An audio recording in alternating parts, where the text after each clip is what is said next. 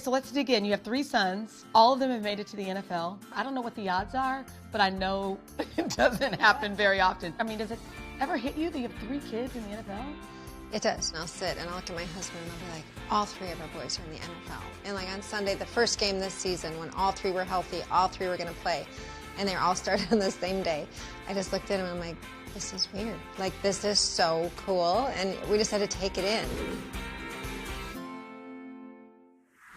Hi, everybody. I'm so excited to meet my next mom. She's in the state of Wisconsin. She's the mom of 3 boys in the NFL. I can't wait to meet Connie Watt. Hi. Mom blinding. Hi. How are you? So nice to meet you. Nice to meet you as well.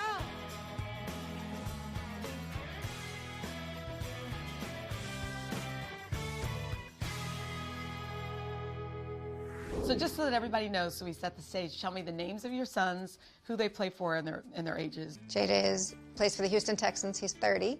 And Derek is out in California. He just turned 27. And he's married and has a baby and plays for the Los Angeles Chargers. And Trent, or TJ as some people call him, the baby, he's in Pittsburgh, plays for the Steelers.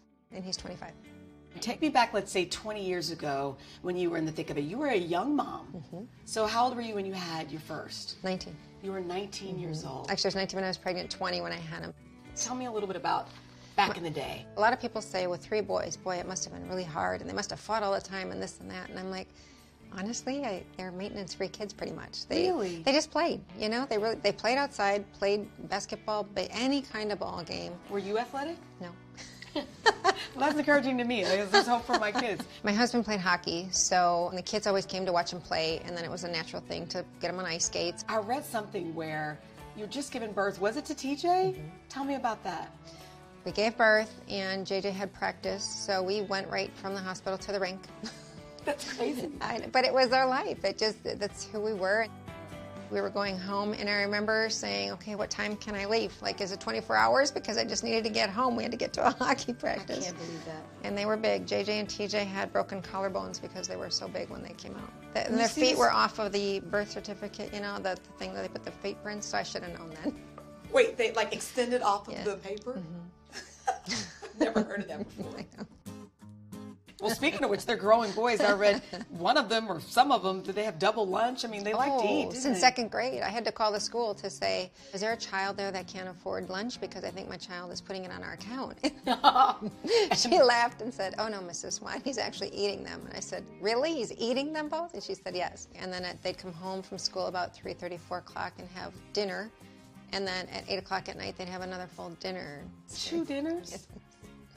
Really? Yeah. So then how did you do it? I mean, because you also worked, right? The kids would each get part of the grocery list. So we did the grocery shopping together, unpacked it together. It was all about teamwork at home, too. You were certainly a believer in chores. Yes. Would you say you were strict? Very. My husband and I both were very strict.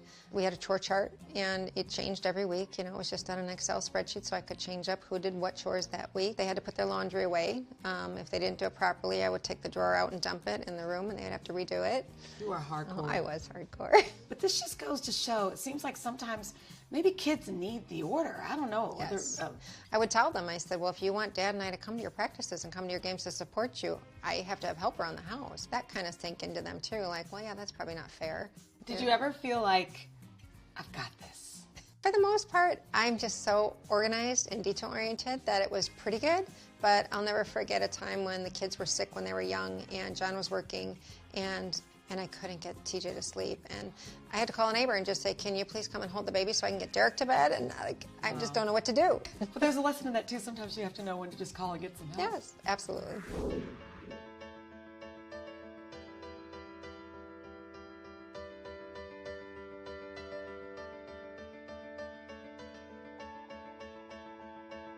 Is there ever a moment with any of them that you thought, you know what, this could happen? First of all, just getting them a college scholarship was amazing, and the opportunity to play at that next level. And I remember telling each of them, there's another child who's going to be just as good or just a hair after you, so don't blow this opportunity. You know, take every opportunity, play every down like it's your last one, and if you're not ready to do that, then move aside and let the next player in. If you were to give any words of wisdom, is there any advice or things you would say to do that could help or that you found helpful? Don't just hone in on one sport and make it not fun anymore, because you'll burn out if you start too young. I mean, you see a child from when they're 5 to 10 to 15 to 20, how different they are. So you might be great at something at 8, but then all of a sudden by 14, you're like, no, this is what I love, and this is what I'm good at. We're right in the middle of the NFL season. Your boys, like I said, they're playing for 3 teams in 3 different parts of the country. When do you decide when to hop on a plane? Like, how do you have a flow chart with that? I have an Excel spreadsheet. Oh, you do? I was just kidding. Of course I do. First of all, this, if I didn't know any better and I just dropped from Mars, I would think that this is a team. Look at this, right? Right. Who came up with this? Yes. A friend of ours down in Texas had it made the first year when it was just Derek and JJ, and then added TJ. So I said, thank gosh, these logos kind of just go. And some people kind of do a double take at first, like, is that the Texans logo? Wait a minute, what's in the middle? And then they see the back. Let me see the back. And they said, well, we have, you know, the Texans, the Chargers, and the Steelers. And they said, what should we do for the W? And of course they said the Badger, the Wisconsin Badgers. So it's all just tied in. There. Exactly. So what happens if they're both playing each other?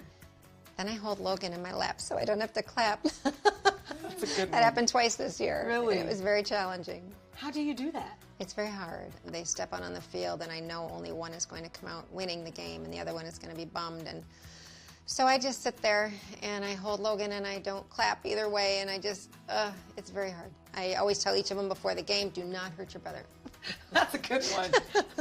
What a mom would say. That's another piece of it is the injuries. Did that bother you as they were growing up, or did it hit you once you got to the NFL? These are big guys. And it never hit me, honestly, until JJ got hurt the first time. People would always say, aren't you nervous? I'm so nervous for the game. And I look at him like, well, you're a fan and I'm a mom. I don't know why you're nervous. And I would say, no. I said, my boys train really well. I feed them really well. I know that they're really well prepared. So no, I'm not really nervous at all about that. Then they got hurt. And I remember sitting in the stands crying. It was just weird for me to know that he was injured out there playing hurt. And then, you know, people would pile on top of him, and I'm like, get off, get off. That's and that part where everybody holds their breath. Yes. Everybody just waits. Do you worry about the press, or do you not even have to deal with that part of it? I don't. When people say negative stuff, I totally understand and believe that they don't know my kids. Because it's true. Look at when JJ was drafted and they booed him. That broke my heart. So that was a time that you could bring me to tears and say, how dare you? You don't know my son. So tell me about this foundation. Most people start foundations in their, 50s and 60s after they've built companies. I don't know. But he started this foundation pretty early, right? In college. In college. Who starts a foundation in college? He was a junior. Wow. And he called, and my husband said, no. He said no? No, don't do it. Because he said, will you help me do this foundation? And I was still working, so my husband was like, no, we can't do this. And he's in college. He doesn't know what he's doing. What made him want to do that? The notoriety was really getting to, Madison. It was unbelievable how the fan base was. And he was playing crazy good. And he said, you know what? While I can do something with this, why don't I do something good? Started just selling those little wristbands. Wow. And we did it out of our home, and I still run the foundation out of my home. Let's talk about Hurricane Harvey. This morning, an unfolding disaster in one of America's biggest cities, Houston. With the rain that's fallen already and the rain that's to come, it's shaping up to be one of the most catastrophic flooding disasters in U.S. history. We are seeing so many powerful images of hope and heroism that remind us that even in the worst catastrophe, the best can come out in people. Like football star J.J. Watt's fundraising campaign, which has now collected more than $5 million for relief efforts. You can donate something small, if you can donate something big, whatever you can donate, please donate to help these people out. It ended up raising more than $37 million. More than 41. $41 million. So he called and said, this is what I'm thinking of doing. What do you think? And I said, it's a great idea. What were they doing? Did he ask were they doing it online, donations? Like, what did he do for people who don't know? Online and checks. People were mailing checks in. I was traveling, and I had to get 3 volunteers to come to my home 3 days a week. We had checks stacks this high. You know, people trusted him. What does that say about him as a man and, frankly, his leadership? It says a lot, and that's one thing that we're most proud of with the foundation as well. We're always telling people where the money is going, down to the penny. You know, I always go back to, again, saying they're maintenance-free kids. They just are really trying to always help people and do the right thing, so people did trust them, and it does come down to that. In addition to football, people say, your mother raised you right.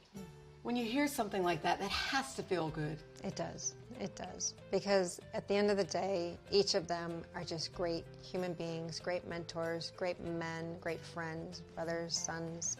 They're really good people, and that means more to me than, I know we all want a Super Bowl, but I really want them to be good people. Raising kids is the best gift I've ever received in my whole life.